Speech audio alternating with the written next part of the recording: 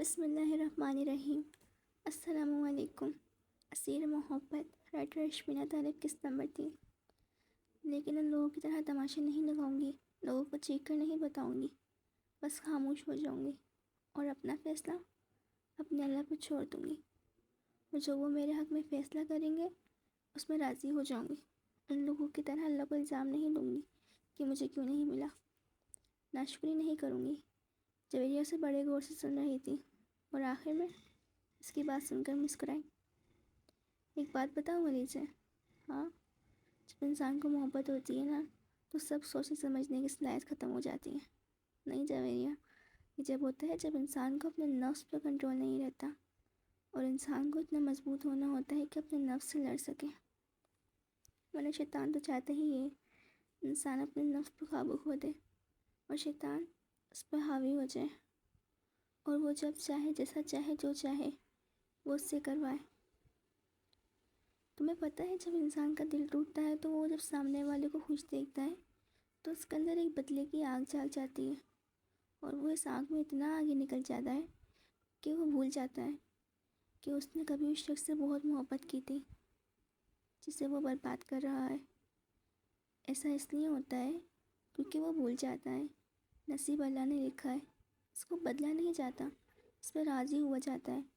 لیکن یہاں بھی وہ نفس کے ہاتھوں مجبور ہو کے اپنی اور سامنے والی دونوں کی زندگی برباد کر دیتا ہے۔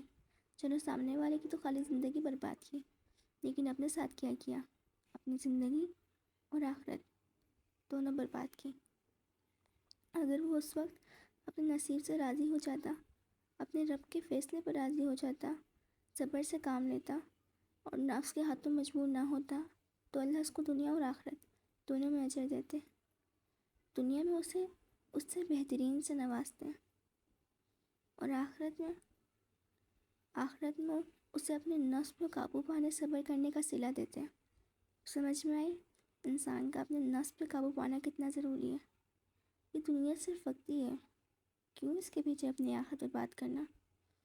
مجھے تو ان لڑکیوں پہ حیرت ہوتی ہے جو خود لڑکوں کو اپنی طرف مائل کرنے کے لیے اپنی حیا کھو دیتی ہیں۔ وہ کیوں بھول گئی ہیں کہ انہیں اس چیز کا حساب دینا ہے؟ اللہ نے ایسے ہی تو عورت کو اپنے آپ کو چھپانے کا حکم نہیں دیا، وہ انمول ہے، تبھی تو کہا گیا ہے۔ علی جی نے گہرا سانس لیا۔ خیر چھوڑو، ہم بات کو کہاں سے کہاں لے گئے۔ ہاں، ٹھیک کہہ رہی ہو، جویریہ مسکرائی۔ واقعی میں علی جی سے باتوں میں کوئی نہیں جیت سکتا تھا۔ اس نے دوبارہ سلار کے بارے میں نہیں سوچا، وہ اس سب سے بچنا چاہتی تھی۔ اس کی کلاس کا ٹائم ہو گیا تھا تو وہ اب پوری توجہ کے ساتھ کلاس اٹینڈ کر رہی تھی۔ وہ اپنے بیڈ پہ لیٹا ہوا تھا۔ وہ ابھی یونیورسٹی سے واپس آیا تھا اور آ کے لیٹا ہی تھا کہ اس کے دماغ میں علی کی باتیں گھومنے لگیں۔ انہوں نے مجھے قرآن ترجمے کے ساتھ پڑھایا تو مجھے سمجھ آنے لگا کہ میرا رب مجھ سے کیا کہہ رہا ہے۔ سلار کے چہرے پہ مسکراہٹ آئی، اس سے اب پھر سے اس کو دیکھنے کی طلب ہو رہی تھی۔ وہ بے چین ہو رہا تھا۔ اس نے جیب سے موبائل نکالا اور علی جی کی ریکارڈنگ سننے لگا۔ اس کی آواز سے واقعی لگتا ہے کہ ہاں، یہ دل سے پڑھ رہی ہے۔ اتنا سکون اس کی آواز میں، وہ اس کی تلاوت سنتے سنتے ہی سو گیا تھا۔ وہ جس نے 8 سال پہلے قرآن پڑھا تھا اور سننا چھوڑ دیا تھا، آج اسی قرآن کو سنتے ہوئے وہ سو رہا تھا۔ وہ اپنے کمرے میں آ کے سیدھا بیڈ پہ لیٹ گئی تھی۔ اس نے ابھی اپنا بایا نہیں اتارا تھا۔ اس نے اپنی آنکھیں بند کی، اس کے سامنے سلار کا چہرہ آیا۔ اس نے جھٹ سے آنکھیں کھولی اور اٹھ کے بیٹھ گئی اور استغفر اللہ پڑھنے لگی۔ استغفر اللہ، یا اللہ میاں مجھے معاف کر دیں، میں جان بوجھ کر نام رب کو یاد نہیں کر رہی، بس خود ہی ایسا کیوں ہو رہا ہے نا جی؟ اس کے دماغ میں جویریہ کی باتیں گھومنے لگی۔ اگر ایسا ہوتا ہے تو اس کا مطلب پیار ہوتا ہے۔ اس نے سر کو جھٹکا۔ اللہ نہ کرے، وہ تو کچھ بھی بولتی رہتی ہے، اسے خود نہیں پتہ ہوتا وہ کیا بول رہی ہے۔ بھلا ایک نظر میں کیسے پیار ہو سکتا ہے؟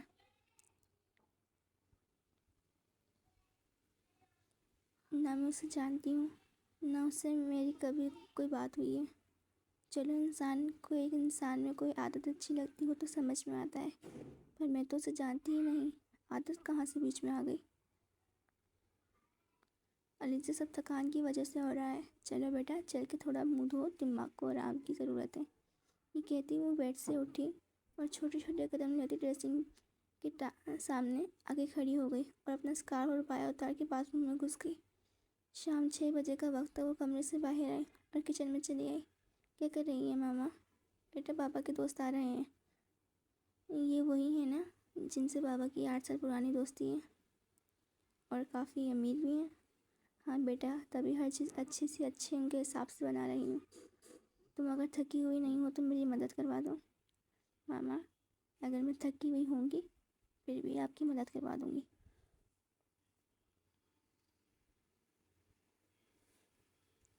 اچھا جی بیٹا، چلو آ جاؤ، 8 بجے تک آ جائیں گے۔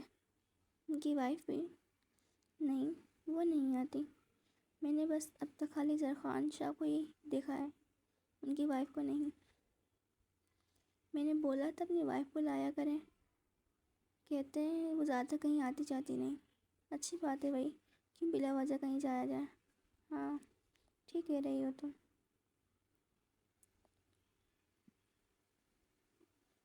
وہ دونوں کام کرتے کرتے باتیں کر رہے تھے۔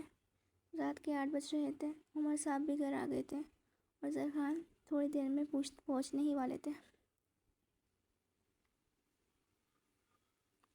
علی سے کام کروا کے اپنے کمرے میں چلی گئی تھی اور اب بیٹھ کے اپنی یونیورسٹی کا کام میں لگی ہوئی تھی۔ اتنے میں باہر کا دروازہ بجتا ہے۔ علی جلدی سے اٹھتی ہے اور اپنے سر پہ صحیح سے دوپٹہ لیا اور دروازہ کھولنے چلی گئی۔ کون؟ زرخان شاہ۔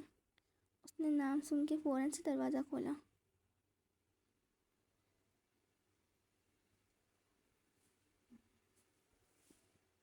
السلام علیکم انکل۔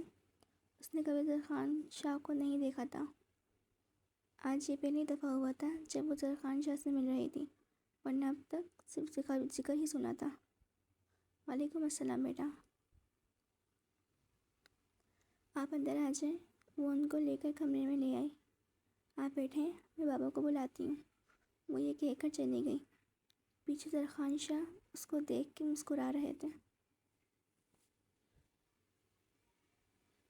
بابا، اس نے کمرے کا دروازہ بجایا۔ جی بیٹا آ جاؤ۔ بابا وہ زرخان انکل آئے ہیں۔ اچھا چلو میں جا رہا ہوں، تم کھانے کا دیکھ لو۔ جی بابا میں دیکھ لیتی ہوں۔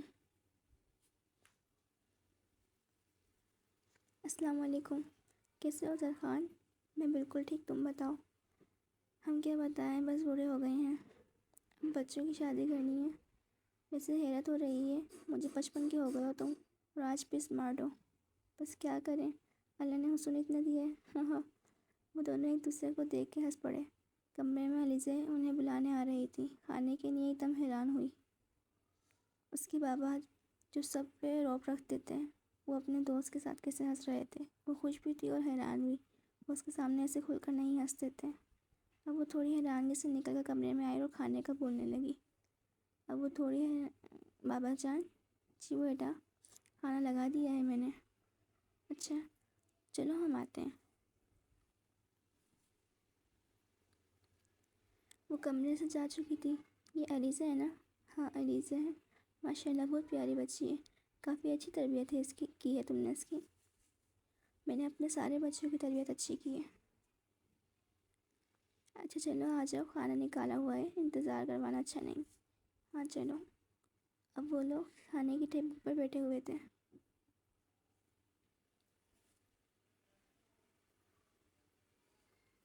ٹیبل پر سب موجود تھے، صرف علیزہ نہیں تھی۔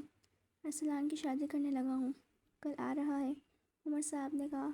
یہ تو اچھی بات ہے، کب کر رہے ہو؟ بس سادگی سے کریں گے، یہی 2 مہینوں کے اندر اندر۔